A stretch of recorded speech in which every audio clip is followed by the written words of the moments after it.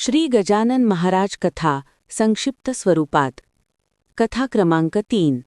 हे उच्च कोटीतील सत्पुरुष आहेत. श्री महाराजांच्या शोधार्थ बंकटललने शेगाव आणि पंचक्रोशीतील सर्व गावे ढुंडाळली, परंतु कोठेही त्यांचा ठाव ठिकाणा लागला नाही. एके दिवशी हताश झालेला बंकटलाल आणि त्याचा मित्र पितांबर गोविंदबुवांचे कीर्तन ऐकण्याकरिता पुरातन शिवमंदिरात आले. तेव्हा मंदिराच्या मागील बाजूस निंबवृक्षाखाली श्री गजानन महाराज बसल्याचे दिसले. तेव्हा तो धावतच श्री गजानन महाराजांकडे गेला. तोवर कीर्तन सुरू झाले.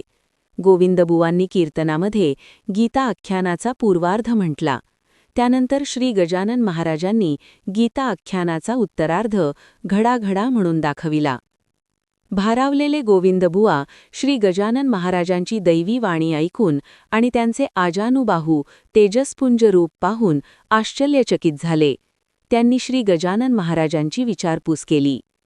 गोविंदबुवांना श्री गजानन महाराजांमधील संत तत्व तात्काळ जाणवले.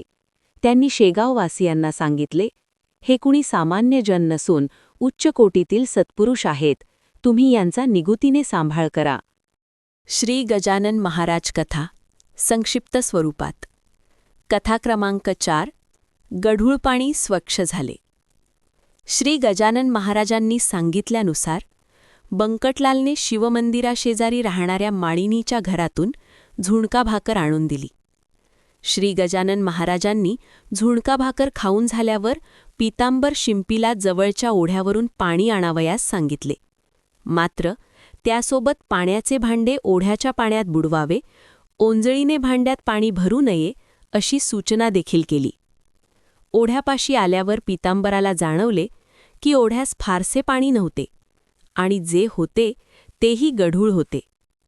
तरीही श्री गजानन महाराजांच्या शब्दावर विश्वास ठेवून पितांबराने जेव्हा त्या पाण्यात भांडे बुडवले तेव्हा एकाएकी तिथे मोठा खळगा तयार झाला आणि भांडे पाण्याने पूर्ण भरून गेले.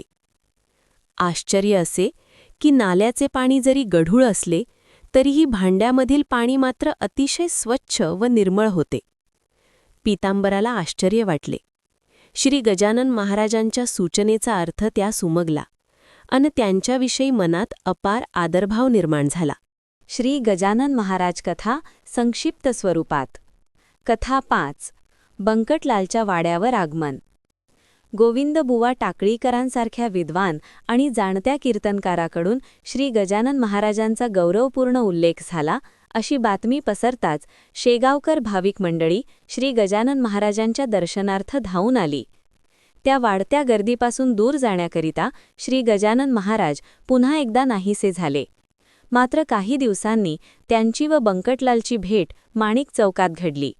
या खेपेस मात्र बंकटलालने विनवणी करून श्री गजानन महाराजांना आपल्या घरी आणले. अशा प्रकारे बंकटलालच्या वाड्यावर आलेले श्री गजानन पुढे शेगाव येथे कायमचे वास्तव्य करते झाले.